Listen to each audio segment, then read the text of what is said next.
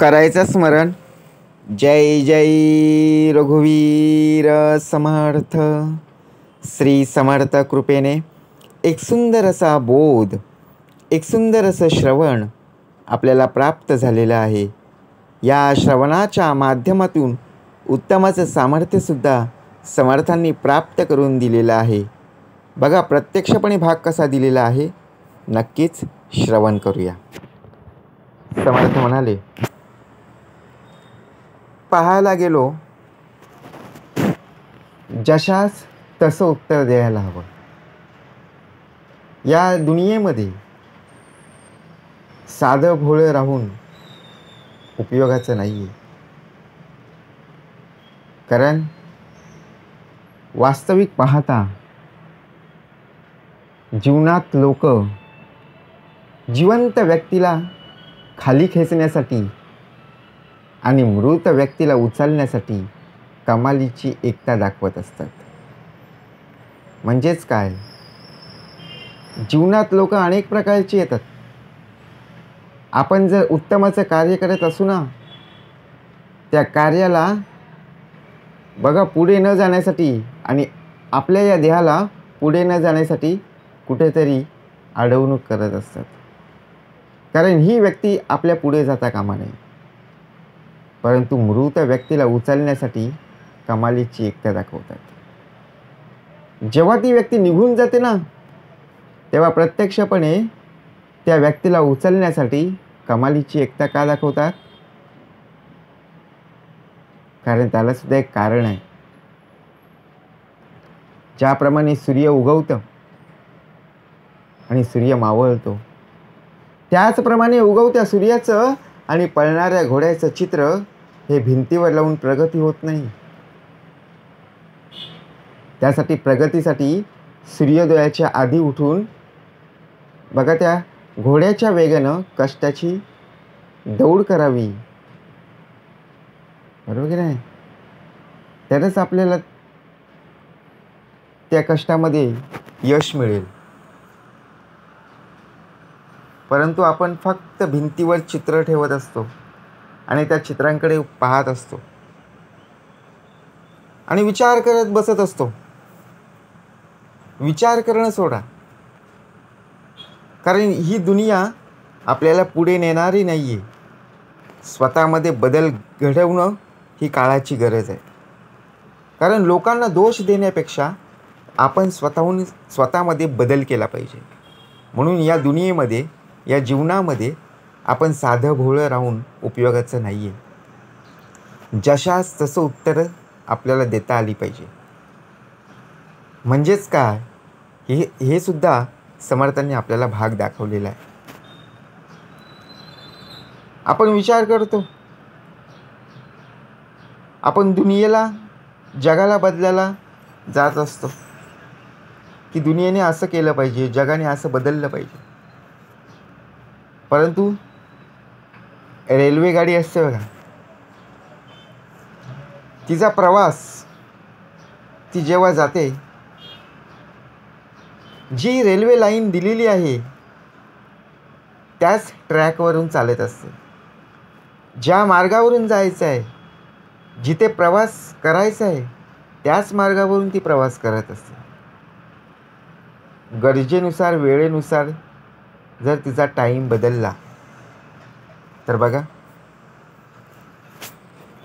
एखादी वेळ आपल्याला दिलेली आहे की 10 वाजता ही ट्रेन, ही रेल्वे बरोबर 10 वाजता इथे येईल. परंतु उशीर झाला, रेल्वेचा भाग चाललेला नाही आहे, परंतु उशीर झाला तर आपण काय करतो, वाट पाहत बसतो की केव्हा येईल. 10ची 10:30 वाजते, 11 वाजतात. मग दोष कोणाला द्यायचं? दुनियेत साधं भोळं राहू नका. आपण मार्ग शोधायला हवं. मग समोरची व्यक्ती आपल्याला विचारते, आपल्याला एखाद्या कंपनीमध्ये जायचं असेल, एखाद्या ऑफिसमध्ये जायचं असेल, ती वेळ टळून गेलेली आहे. आपल्याला बघा 10 वाजता पंचिंग आहे, 10 वाजता तिथे आपल्याला शार्प पोचायचं होतं, परंतु ट्रेन उशीर आली. मग आपण विचार काय करणार? ट्रेन उशिरा आली हेच रिझन आपल्या बॉसला देणार. आता समोरची व्यक्ती ऐकून घेईल का? सर्वजण बरोबर त्या टायमाला आलेत आणि आपली ट्रेन लेट झाली का? खरंच आहे, आपण सत्याच्या मार्गाने गेलो, ट्रेनसुद्धा उशिरा आली, परंतु आपलं बोलणं जे होतं ना ते बॉसला पटलं नाही. कारण आपण स्वतःहून त्या ट्रेनमध्ये प्रवास केला, घरातून लवकर निघालो, परंतु ती ट्रेन काही कारणामुळे उशिरा पोहोचली. जरी आपण सत्याच्या मार्गावर असलो तरी लोक विरोध करणारे आहेत. मग आता जशास तसं उत्तर द्यायला हवं ना. म्हणून विचार करा, दुनिया फक्त पाहत असते, वाईट वाटून घ्यायचं नाही. आपण आपल्या स्वतःमध्ये बदल केला पाहिजे. कारण आपल्याला सुद्धा प्रगती अधोगती, सुखदुःख, यश अपयश, जन्म आणि मरण प्रत्येकाला आहे. आपण पण किती वेडे असतो ना हे आपल्यालाच माहीत नसतं.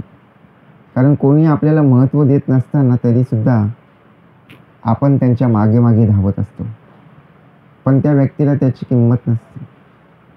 अहो, जी व्यक्ती आपल्याला विचारत नाही त्या व्यक्तीच्या मागे जाऊन जाऊन आपल्याला काय मिळणार आहे का? विचार करा. जी व्यक्ती आपल्याला विचारते त्यांच्यासोबत असणं गरजेचं आहे, परंतु जी व्यक्ती आपल्याला विचारत सुद्धा नाही मग त्या व्यक्तीच्या मागे पुढे असून उपयोगाचं आहे का? नाही ना.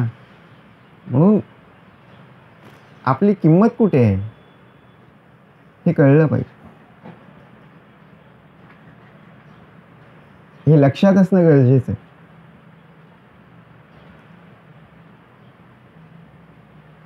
आपण प्रत्येक गोष्टीमध्ये सक्षम असतो, सावध असतो.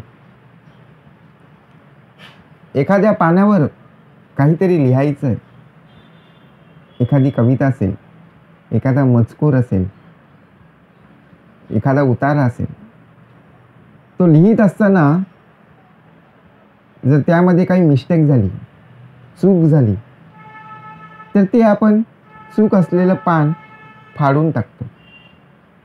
ते फाडता येतं. पण जर प्रेम जर चुकलं तर आयुष्याच्या पत्रावल्या या होत असतात. बरोबर आहे की नाही? म्हणून भाग दिलेला आहे. आपल्याला सुद्धा उत्तम प्रकारे जगायचं आहे. कारण साध्या भोळ्या पद्धतीने जर आपण जीवन जगत असू तर लोक आपला गैरफायदा नक्कीच घेतील आणि त्यानुसारच आपल्याला सुद्धा वेळ मिळणार नाही की आपल्यामध्ये बदल होईल. कारण आपल्या आई वडिलांच्या चेहऱ्यावर आनंद पाहायला मिळाला पाहिजे. हे जगातील सर्वात मोठं सुख आहे. पुढे सुद्धा भाग आपल्याला येणारच आहे. आई वडिलांच्या चेहऱ्यावर आपल्या असल्या कारणानं दुःख निर्माण होत असतं, त्यांच्या डोळ्यामध्ये पाणी येत असतं. असे कोणते कर्म आपण केलेले आहेत? म्हणून आपल्यामध्ये बदल घडणं गरजेचं आहे. जर आपल्याला वर आकाशात चांदण्या पाहायला मिळतात, काही चांदण्या चमकतात, लुकलुकतात, त्याप्रमाणे जीवन जगायचं असेल तर चंदनाप्रमाणे आपल्याला